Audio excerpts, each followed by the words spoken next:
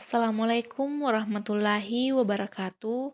Perkenalkan, saya Sri Eulestari Sukardi, NPM S01 2020 047 dari APN 4B. Di sini saya sebagai mahasiswa Politeknik Setialan Makassar, Prodi Administrasi Pembangunan Negara. Di sini saya akan menjelaskan 3 kementerian berdasarkan tugas, fungsi, wewenang, beserta program-program yang dijalankan. Baik, kementerian yang pertama kita mengambil Kementerian Pertanian.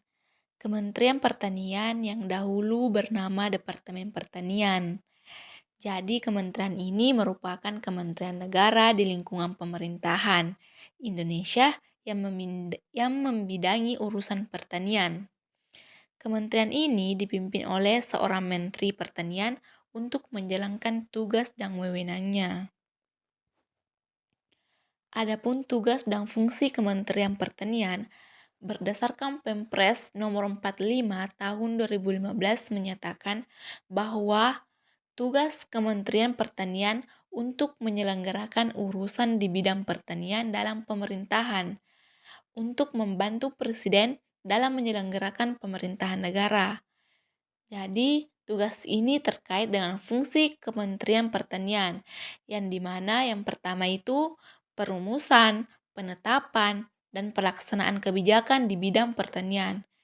Kedua, pengelolaan kekayaan negara yang menjadi tanggung jawab Kementerian Pertanian. 3. Melaksanakan pengawasan atas pelaksanaan tugas yang terkait Kementerian Pertanian. 4. Melaksanakan pembimbingan teknis dan supervisi atas pelaksanaan urusan Kementerian Pertanian di kawasan. Dan yang terakhir, melaksanakan kegiatan teknis berskala nasional atau wewenang Kementerian Pertanian. Kementerian Pertanian menjadi sorotan saat ini. Permasalahan pertanian dan pangan di Indonesia terjadi. Jadi permasalahan yang terjadi mulai dari masalah harga pangan, pasar, hingga ekspor dan impor. Belum lagi masalah nasib para petani terkait jaminan kesejahteraan hidup yang pernah dijanjikan oleh Kementerian Pertanian. Selain itu, permasalahan tentang mulai berkurangnya sumber daya petani di desa-desa. Sejumlah permasalahan ini membawa kita pada kesadaran untuk memahami tugas dan wewenang yang diemban oleh Kementerian Pertanian di Indonesia.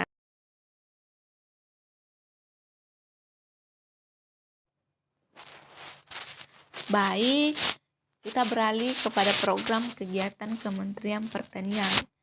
Program yang pertama yaitu peningkatan kesejahteraan petani. Contoh kegiatan yang dilakukan yaitu pelatihan petani dan pelaku agribisnis, anti-poverty program APP atau biasa disebut dengan APP bidang pertanian, jalin kesra penanganan rumah tangga sangat miskin. Program yang kedua yaitu peningkatan ketahanan pangan pertanian atau perkebunan. Contoh kegiatan yang dilakukan yaitu pembinaan dan pengembangan sarana dan prasarana petani, pengembangan jaringan irigasi, usaha tani dan desa, pengembangan pupuk organik, dan pengembangan usaha tani pertanian. Adapun program yang ketiga yaitu program peningkatan produksi pertanian atau perkebunan. Kegiatan yang dilakukan yaitu pembinaan dan pengembangan hortikultura, pengembangan produksi benih hortikultura, dan yang terakhir pengembangan produksi benih padi. Program yang keempat yaitu pengembangan agribisnis. Kegiatan yang dilakukan yaitu pengembangan sistem agribisnis melalui cooperative farming, peningkatan penanganan pasca panen dan pengelolaan hasil, peningkatan standar mutu produksi, peningkatan pemasaran produk komoditas, pengembangan kerjasama antar daerah, pengembangan puspal. Baik, program yang kelima yaitu program pengembangan kawasan agropolitan. Kegiatan yang dilakukan yaitu fasilitasi pengembangan kawasan agropolitan. Program yang keenam yaitu pemberdayaan penyuluh pertanian, perkebunan, peternakan, dan perikanan.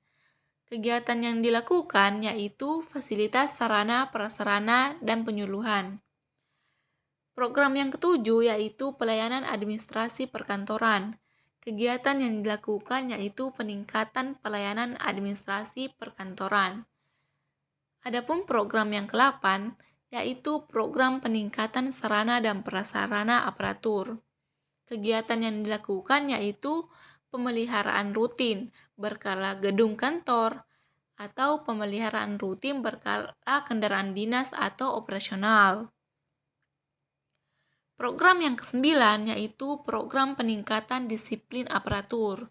Kegiatan yang dilakukan yaitu pengadaan pakaian dinas beserta perlengkapannya dan peningkatan disiplin aparatur. Program yang ke-10 yaitu program peningkatan kapasitas sumber daya aparatur. Kegiatan yang dilakukan yaitu peningkatan kapasitas sumber daya aparatur. Program yang ke-11 yaitu program peningkatan pembangunan sistem pelaporan capaian kerja dan keuangan. Jadi kegiatan yang dilakukan di sini yaitu penyusunan laporan keuangan semesteran. Kita beralih ke program yang terakhir yaitu program ke-12 peningkatan kapasitas kelembagaan pemerintah daerah, di mana kegiatan yang dilakukan yaitu penyusunan database SKPD sebagai penunjang pusat data Provinsi Jawa Timur. Kita beralih ke wewenang Kementerian Pertanian. Di sini wewenang Kementerian Pertanian memiliki dua wewenang. Yang pertama itu Kementerian Pertanian berada di bawah dan bertanggung jawab kepada Presiden. Yang kedua, Kementerian Pertanian dipimpin oleh Menteri dan mempunyai tugas membantu Presiden dalam menyelenggarakan pemerintahan negara. Kementerian yang kedua yang kita bahas yaitu Kementerian Perhubungan. Kementerian Perhubungan Republik Indonesia adalah kementerian dalam pemerintah Indonesia yang membidangi urusan transportasi. Kementerian Perhubungan dipimpin oleh seorang Menteri Perhubungan. Jadi, Kementerian Perhubungan mempunyai tugas yaitu menyelenggarakan urusan di bidang perhubungan dalam pemerintahan untuk membantu Presiden dalam menyelenggarakan pemerintahan negara. Jadi, dalam melaksanakan tugas Kementerian Perhubungan memiliki beberapa fungsi. Yang pertama itu perumusan, penetapan, dan pelaksanaan kebijakan di bidang perhubungan. Yang kedua, pengelolaan barang milik atau kekayaan negara yang menjadi tanggung jawab Kementerian Perhubungan. Yang ketiga, pengawasan atas pelaksanaan tugas di lingkungan Kementerian Perhubungan di daerah. Dan yang terakhir itu, pelaksanaan kegiatan teknis yang berskala nasional.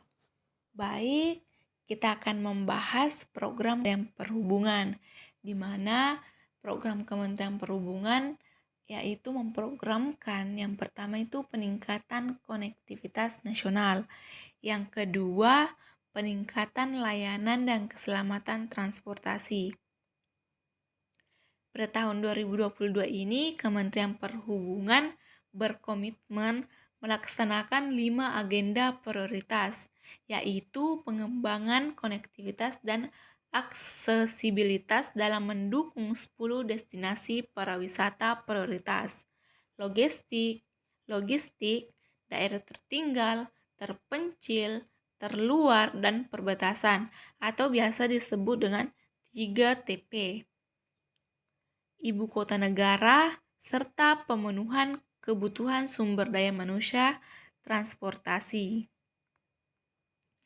Hingga tahun lalu, sudah banyak upaya dan capaian yang dilakukan di sektor transportasi, termasuk pada saat pandemi. Misalnya, seperti pembangunan sejumlah bandara, pelabuhan, terminal, stasiun, juga sarana transportasi seperti MRT, LRT, dan kereta bandara. Namun Kementerian Perhubungan, yaitu Menteri Perhubungan Budi mengharapkan kepada jajarannya agar tidak lantas berpuas diri dan akan terus berupaya meningkatkan kualitas pelayanan jasa transportasi kepada masyarakat. Wewenang dari Kementerian Perhubungan, yaitu Kementerian Perhubungan ini dipimpin oleh seorang Menteri Perhubungan atau biasa disebut dengan Menhub, dan yang kedua, Kementerian Perhubungan berada di bawah dan bertanggung jawab kepada Presiden. Kementerian yang ketiga yang kita akan bahas yaitu Kementerian Kesehatan.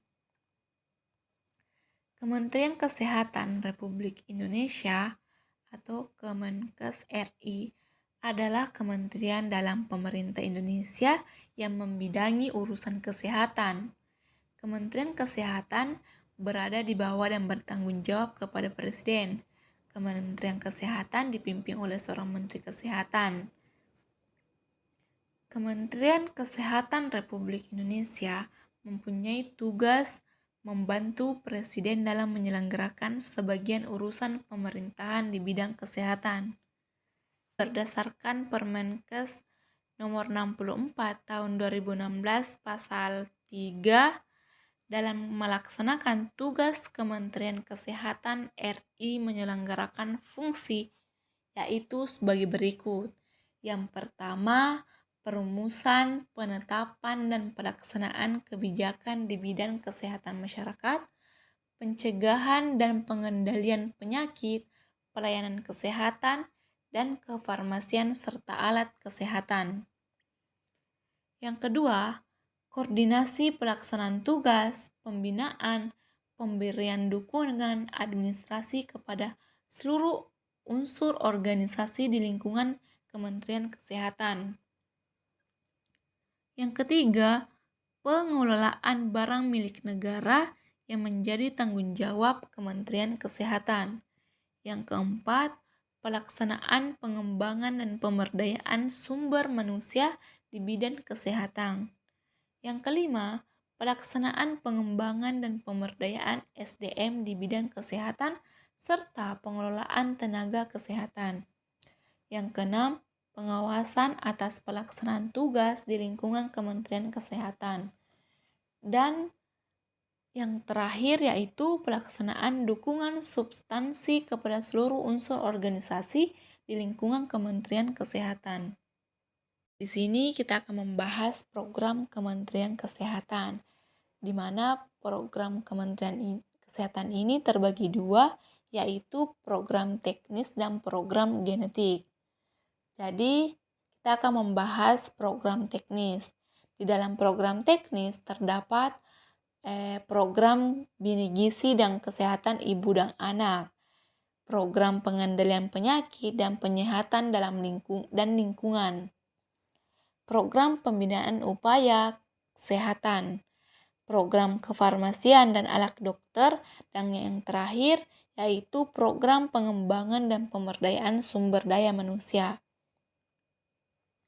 Program genetik yaitu program yang dukungan manajemen dan pelaksanaan tugas teknik lainnya. Program penguatan dan pelaksanaan jaminan kesehatan nasional atau biasa disebut dengan JKN atau Kartu Indonesia Sehat. Program yang ketiga yaitu program peningkatan pengawasan dan akuntabilitas aparatur kesehatan. Dan yang terakhir itu program penelitian dan pengembangan kesehatan. Wewenang Kementerian Kesehatan ada dua, yaitu Kementerian Kesehatan berada di bawah dan bertanggung jawab kepada Presiden, dan yang kedua itu Kementerian Kesehatan dipimpin oleh Menteri. Kementerian Kesehatan ini mempunyai tugas menyelenggarakan urusan pemerintahan di bidang kesehatan untuk membantu pemerintahan negara. Itulah tadi 3 kementerian yang sempat saya bahas. Lebih dan kurangnya mohon dimaafkan. Assalamualaikum warahmatullahi wabarakatuh.